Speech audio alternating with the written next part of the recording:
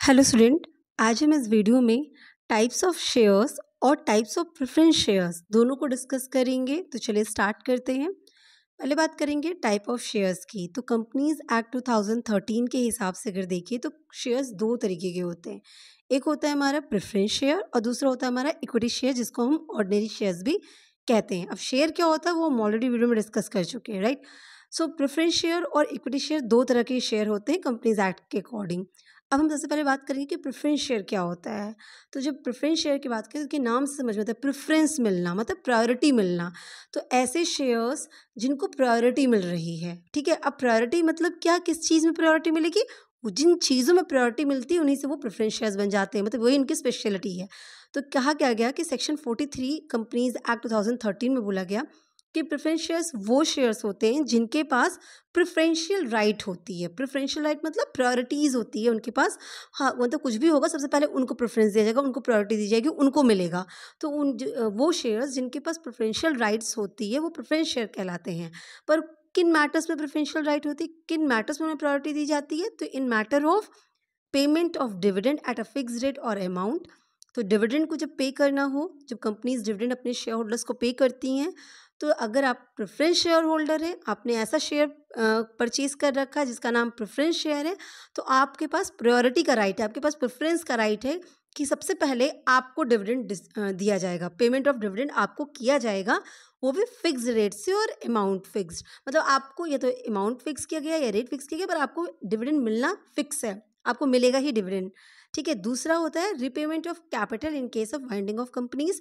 तो अगर कंपनी कभी बंद हो रही है, वाइंड अप हो रहा है, क्लोज हो रही है, लिक्विडेट हो रही है, तो ऐसे सिचुएशन में जो भी कैपिटल है उसमें सबसे पहले आपको रिपे कर दिया जाएगा। मतलब ऐसा नहीं कि कंपनी बंद हो रही है, लॉस में और दिक्कत आ रही है, तो अगर आपका जितना भी कैपिटल है, आपने जो पैसा दिया था वो पैसा पहले आपको वापस कर दिया जाएगा। तो दो केस में आपके पास प्रेफरेंशियल राइट होते हैं, एक डिविडेंड पाने के केस में और दूसरा अपने कैपिटल का रिपेमेंट के केस में, मतलब अपने कैपिटल को जो आपने पे किया था उसको वापस पाने के केस में। तो ये दो केस में प्रेफरेंशियल राइट जिन शेयर्स में होती है उन्हीं को हम प्रेफरेंस शेयर्स कहते हैं। क्लियर हो गया। तो सेक्शन 43 के हिसाब से प्रेफरेंस शेयर्स मतलब प्रायोरिटी राइट्स जो होती है, प्रेफरेंशियल राइट्स जो होती है डिविडेंड और कैपिटल के मामले में जिनके पास होती है, उन्हीं शेयर्स को हम प्रेफरेंस शेयर्स कहते हैं। और जो पर्सन इस तरह के शेयर्स को होल्ड करते हैं उन्हीं को हम कहते हैं प्रेफरेंस शेयर होल्डर। मतलब वो शेयर होल्डर, मतलब वो होल्डर्स या वो लोग जिन्होंने प्रेफरेंस शेयर्स को होल्ड करके रखा है, प्रेफरेंस शेयर होल्डर्स, ठीक है। लेकिन याद रखिएगा, ये प्रेफरेंस शेयर्स जो होते हैं या जो प्रेफरेंस शेयर होल्डर्स होते हैं उनके पास वोटिंग राइट्स नहीं होती है। मतलब वो कभी भी मीटिंग में वोट नहीं दे सकते हैं। वोट देने का क्या मतलब हुआ कि कभी कोई रेजोल्यूशन पास हो रहा है, कोई डिसीजन लिया जा रहा है, तो वो ये नहीं कह सकते कि मतलब वो ये नहीं कह सकते कि हाँ हम एग्री करते हैं या हम डिसएग्री करते हैं। मतलब उनकी कोई भी बात का कोई वैल्यू नहीं है, मतलब उनके वोट का कोई मतलब नहीं है। आप क्या चाहते हैं क्या नहीं चाहते उससे कोई लेना देना नहीं है। तो उनके पास वोटिंग राइट्स नहीं होते हैं। आपको आपका डिविडेंड दिया जाएगा, ये फिक्स है। बंद होने की कगार पे है कंपनी, बंद हो रही है, तो आपने जितना पैसा लगाया था वो पैसा पहले आपको वापस कर दिया जाएगा। बस ये राइट्स आपके पास हैं। तो दैट इज़ प्रेफरेंस शेयर्स, ठीक है। प्रेफरेंस शेयर्स क्लियर हो गए। अब हम बात करते हैं कि अगर देखिए इक्विटी और प्रेफरेंस शेयर दो होते हैं, तो अगर प्रेफरेंस शेयर की हम बात करें तो यहीं पे हम प्रेफरेंस शेयर के टाइप्स की बात कर लेते हैं कि अगर ठीक है ये प्रेफरेंस शेयर्स हैं, प्रेफरेंशियल राइट्स हैं इनके पास, तो ये कितने तरीके के होते हैं। तो प्रेफरेंस शेयर्स जो होते हैं बेसिकली 8 टाइप्स के होते हैं। 8 टाइप्स का क्या मतलब हो गया कि एक हो गया हमारा क्यूमुलेटिव प्रेफरेंस शेयर, तो दूसरा क्या हो गया नॉन क्यूमुलेटिव प्रेफरेंस शेयर। इसी तरह नेक्स्ट हो गया पार्टिसिपेटिंग प्रेफरेंस शेयर, तो नेक्स्ट क्या हो गया नॉन पार्टिसिपेटिंग प्रेफरेंस शेयर्स। फिर हो गया रिडीमेबल प्रेफरेंस शेयर्स, नेक्स्ट हो गया इरिडीमेबल या नॉन रिडीमेबल प्रेफरेंस शेयर्स। फिर हो गया हमारा convertible preference share and the last one is non convertible preference shares. तो ये हमारे टाइप ऑफ प्रेफरेंस शेयर हो गए। तो पहले हम टाइप ऑफ प्रेफरेंस शेयर को समझ लेते हैं, फिर हम इक्विटी शेयर को समझेंगे। तो प्रेफरेंस और इक्विटी दो ही तरह के शेयर होते हैं। प्रेफरेंस शेयर्स को हम समझ ले रहे हैं, उनके टाइप्स को समझ ले रहे हैं एंड देन हम इक्विटी शेयर्स को समझ लेंगे।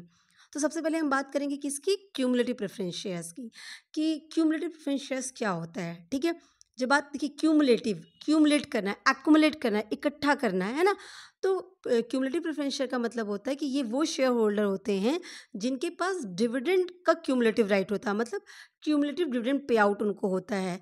इसका क्या मतलब हुआ कि अगर किसी साल कंपनी को प्रॉफिट नहीं हुआ, ये प्रॉफिट तो हुआ पर इनसफिशिएंट प्रॉफिट हुआ, प्रॉफिट उतना नहीं हुआ जितना होना चाहिए था, तो ऐसे सिचुएशन में कंपनी डिविडेंड नहीं बांट पाती है।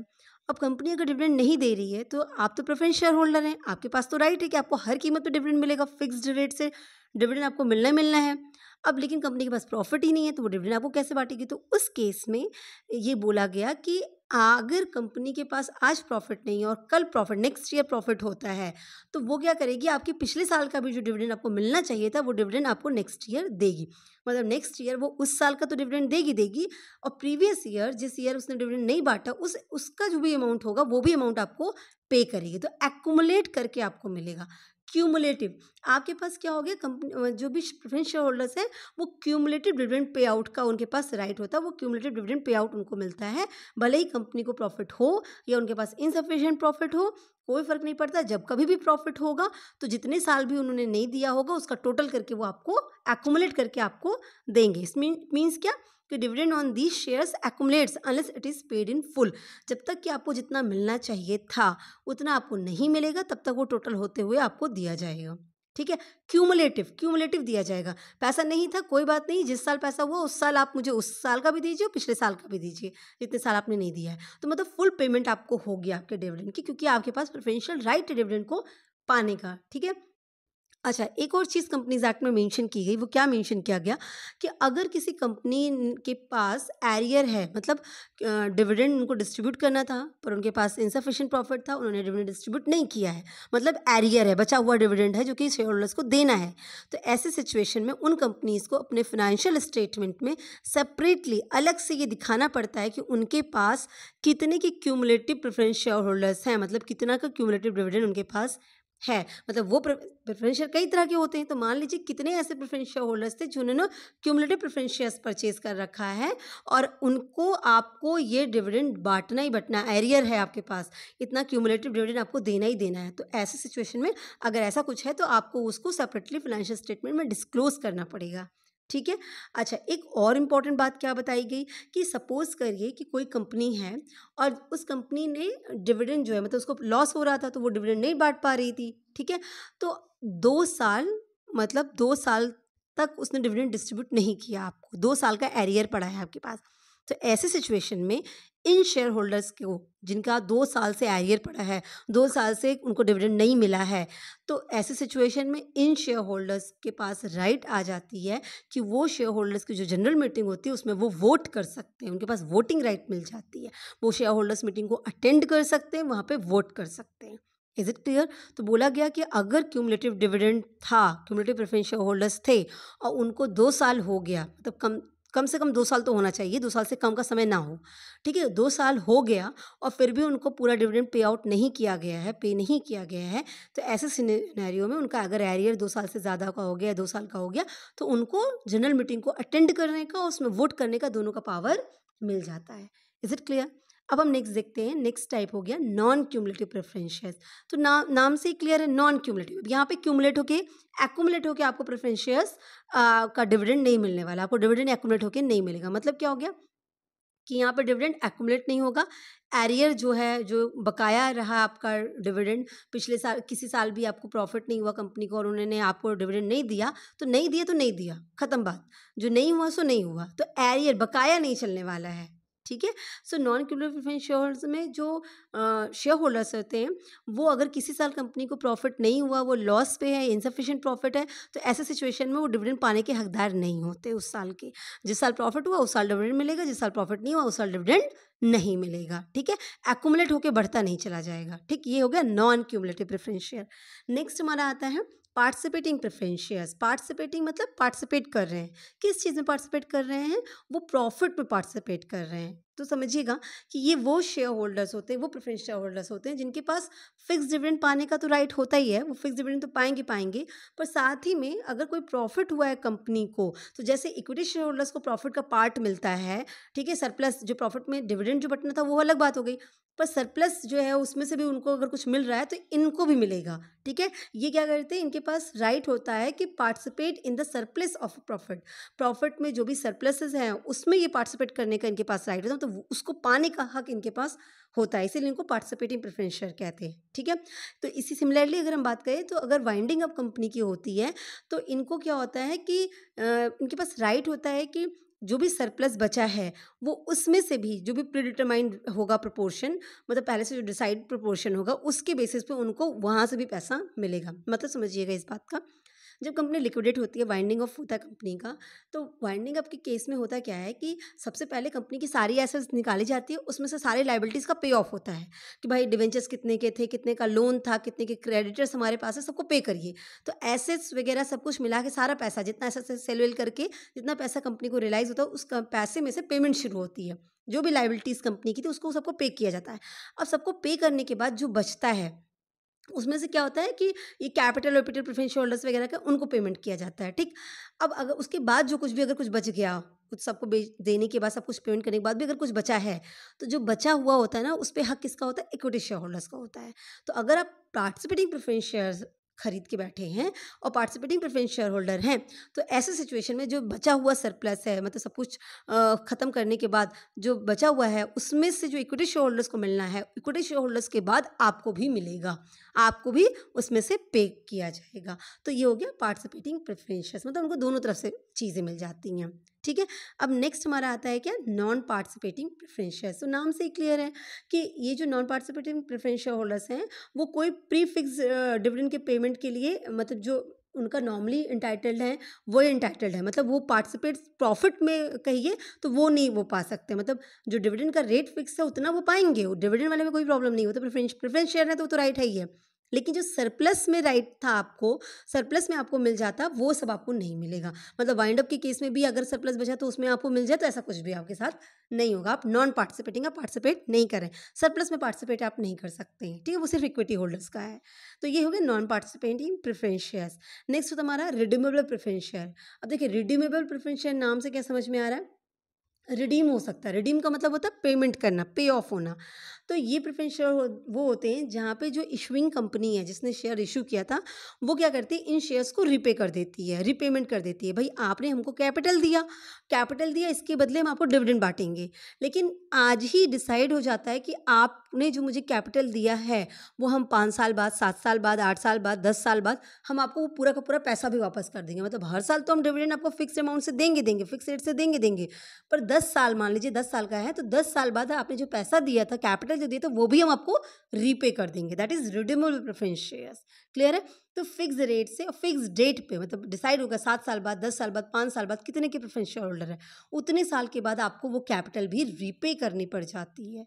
Is it clear? तो that is your redeemable preference shares, ठीक है। अच्छा, ये जो रिडीमेबल है ना, ये रीपेमेंट करना हो गया शेयर्स को, उसी को कहते हैं रिडेम्पशन ऑफ शेयर्स। आप पढ़ेंगे कि शेयर्स के रिडेम्पशन के प्रोसेस है ना, कैसे रिडेम्पशन होता है, कैसे उसकी अकाउंटिंग होती है। तो रिडेम्पशन का मतलब क्या हो गया? रीपेमेंट करना। तो प्रेफरेंस शेयर्स को जो रीपे किया जाता है उसी को कहते हैं रिडेम्पशन ऑफ शेयर्स, और उसको कंपनीज एक्ट के सेक्शन 55 में डील किया गया है। सेक्शन 55 में उसके सारे रूल्स, प्रोविजंस, सारा ट्रीटमेंट वहाँ का बताया गया है कि कैसे रिडेम्पशन ऑफ शेयर्स किया जाएगा, क्या उसके रूल्स हैं। क्लियर है? नेक्स्ट हमारा आता है नॉन रिडीमेबल प्रेफरेंस शेयर्स। नाम से क्लियर हो गया, ऐसा प्रेफरेंस शेयर्स जिनको उनकी कैपिटल रिपे नहीं की जाएगी। नॉन रिडीमेबल नहीं है, रिपेबल नहीं है, ठीक है। तो shares are repayable only at a winding up, it does not carry the arrangement for redemptions. तो सिर्फ वाइंडिंग अप होगी, तो जब वाइंडिंग अप होता है तो सबको बटता पैसा, सबका खत्म किया जाता है, तो उस वक्त आपका भी खत्म किया जाएगा, क्योंकि आपके पास प्रेफरेंस शेयर है, आपके पास राइट है इस चीज़ का कि भाई आपका कैपिटल रिपे हो, वाइंडिंग अप के केस में भी पहले आपको रिपे हो, तो वो तो आपको मिलेगा, उसमें कोई दिक्कत नहीं है। लेकिन ये वाला सिनेरियो नहीं रहेगा कि 10 साल, 8 साल या कुछ फिक्स टाइम के बाद आपने जितना पैसा लगाया वो भी आपको रिपे कर दिया जाए, तो वो वाला सीन नहीं रहेगा, ठीक है। तो basically non redeemable preference shares वो शेयर्स होते हैं जिनको रिडीम नहीं किया जाता है, ठीक है। मतलब सिर्फ वाइंडिंग अप होगा, जब कंपनी खत्म होगी, बंद होगी, लिक्विडेट होगी, सिर्फ तभी रिपे किया जाएगा, अदरवाइज आपको रिपेमेंट नहीं किया जाएगा आपके कैपिटल का जो भी पैसा आपने लगाया है। लेकिन यहाँ पे भी एक इंपॉर्टेंट बात है जो मैं आपको बता दूं, सेक्शन 55 में बोला गया है कि कोई भी, मतलब जो भी कंपनी लिमिटेड बाय शेयर्स होती हैं, जो कंपनी शेयर इशू कर रही हैं, वो कंपनीज कभी भी इरिडीमेबल शेयर्स या नॉन रिडीमेबल शेयर्स इशू नहीं कर सकती हैं। नॉन रिडीमेबल प्रेफरेंस शेयर को इशू नहीं किया जा सकता, ये याद रखिएगा। या ऐसा प्रेफरेंस शेयर्स, मतलब आप रिडीमेबल कह रहे हैं कि नॉन रिडीमेबल तो नहीं है मेरा प्रेफरेंस शेयर, मेरा प्रेफरेंस शेयर रिडीमेबल है लेकिन 20 साल के बाद रिडीमेबल है, तो ऐसा भी आप इशू नहीं कर सकते हैं कि 20 ईयर्स के बाद आपका रिडीमेबल है प्रेफरेंस शेयर्स, तो ये भी अलाउड नहीं है।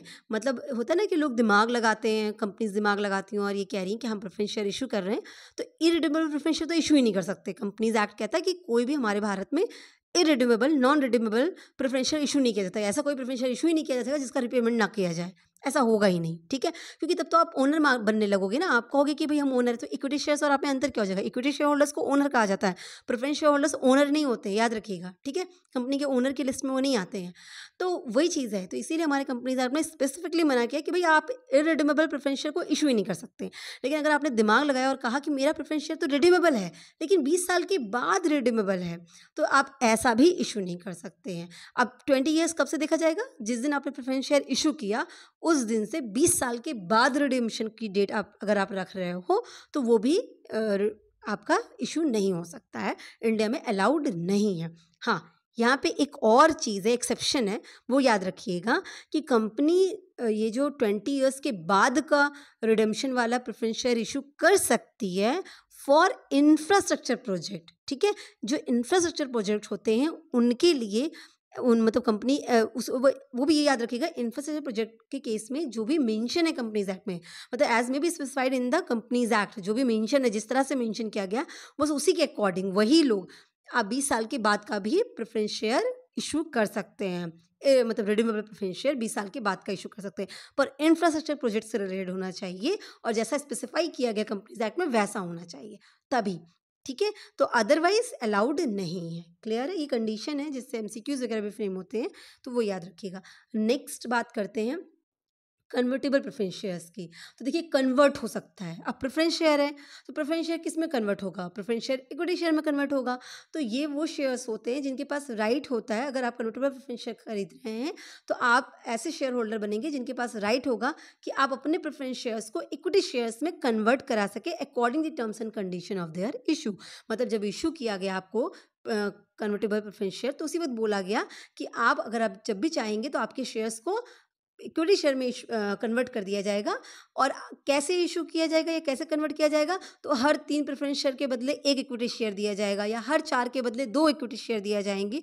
ऐसा मतलब जो भी कंडीशंस है वो सब मेंशन होगी वहाँ पे, तो वो उसके अकॉर्डिंग आपको ये ऑप्शन मिलता है। कन्वर्टेबल प्रेफरेंस शेयर के पास कन्वर्टेबिलिटी का ऑप्शन मिल जाता है। नेक्स्ट हमारा आता है नॉन कन्वर्टेबल प्रेफरेंस शेयर। नाम से क्लियर है कि ये वो प्रेफरेंस शेयर है जिनके पास ये राइट नहीं है, तो these preference shares can not be converted into equity shares, ठीक है। इनके पास कन्वर्टेबल होने का जो कन्वर्टेबिलिटी का प्रेफरेंस है वो राइट नहीं है कि आप ऐसे प्रेफरेंस शेयर होल्डर्स बनिए कि आप कन्वर्टेबल करा लीजिए, तो आप ये राइट नहीं अवेल कर सकते हैं, ठीक है। आप कन्वर्ट नहीं करा सकते इक्विटी शेयर्स में।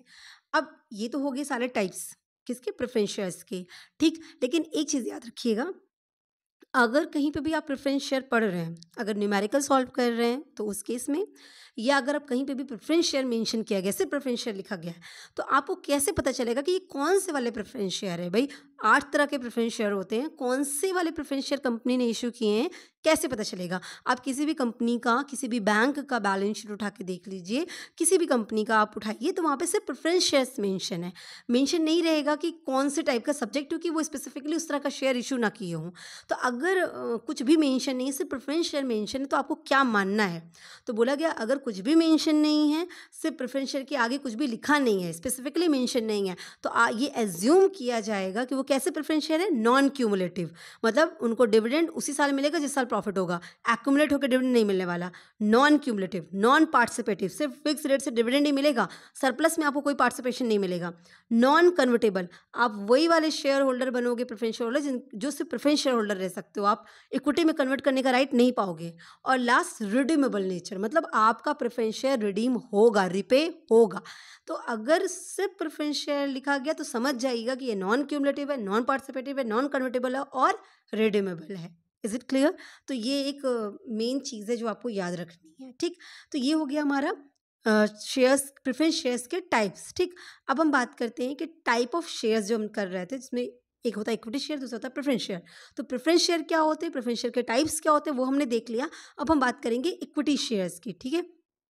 इक्विटी शेयर्स की अगर हम बात करें तो इक्विटी शेयर के लिए क्या बोला गया, कंपनीज एक्ट के सेक्शन 43 में बोला गया इक्विटी शेयर वो शेयर्स होते हैं जो प्रेफरेंस शेयर नहीं है।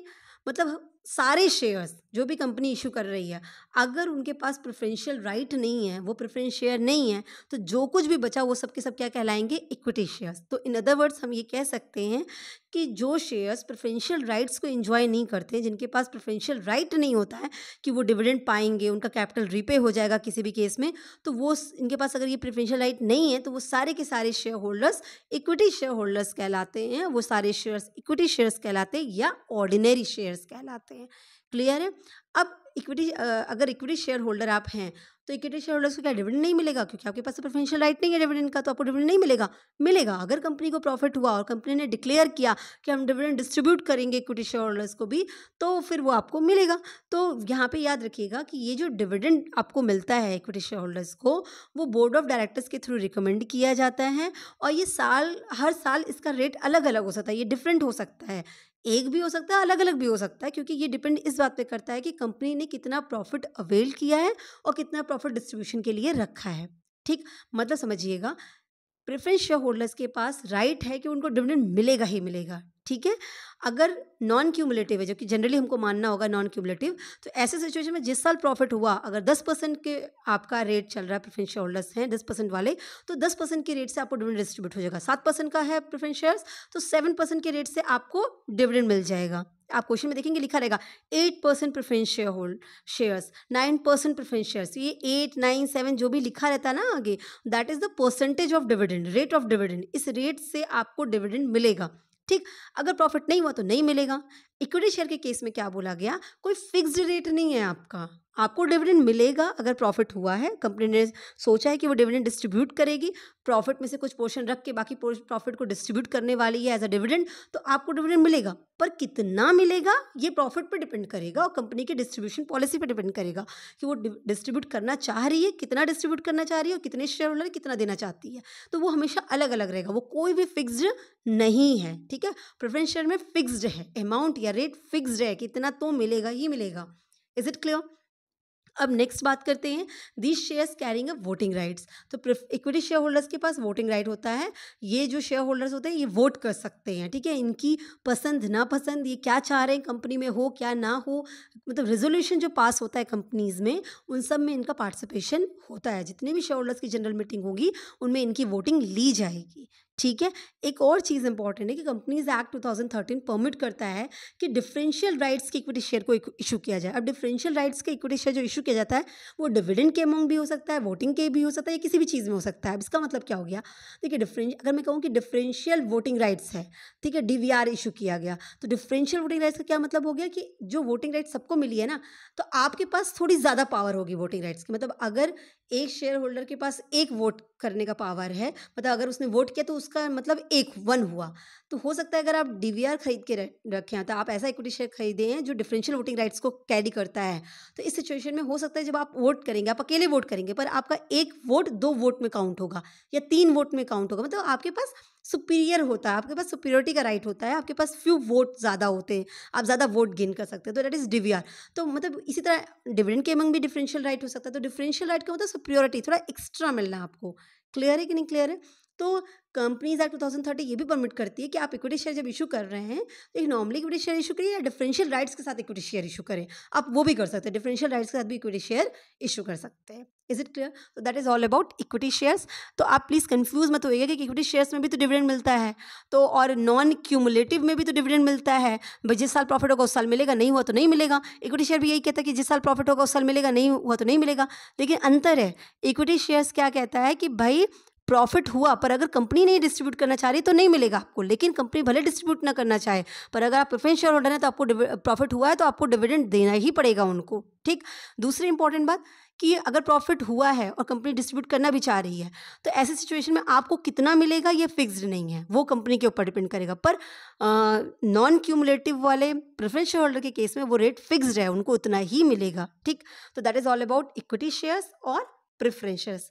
तो ये टाइप्स होते हैं। अगर हम इनको शॉर्ट करके देखें तो आप एक बार इसका डायग्राम देख लीजिए कि टाइप ऑफ शेयर्स में इक्विटी शेयर, प्रेफरेंस शेयर्स 2 होते हैं और प्रेफरेंस शेयर्स में भी 4 मेन हो गए, कन्वर्टेबल या नॉन कन्वर्टेबल, पार्टिसिपेटिव या नॉन पार्टिसिपेटिव, रिडीमेबल या इरिडीमेबल, क्यूमुलेटिव या नॉन क्यूमुलेटिव। क्लियर है? तो ये होते हैं जो कि 8 मेन है, अलग अलग करके इनको समझाएंगे तो आप। So wish you all the best, thank you so much.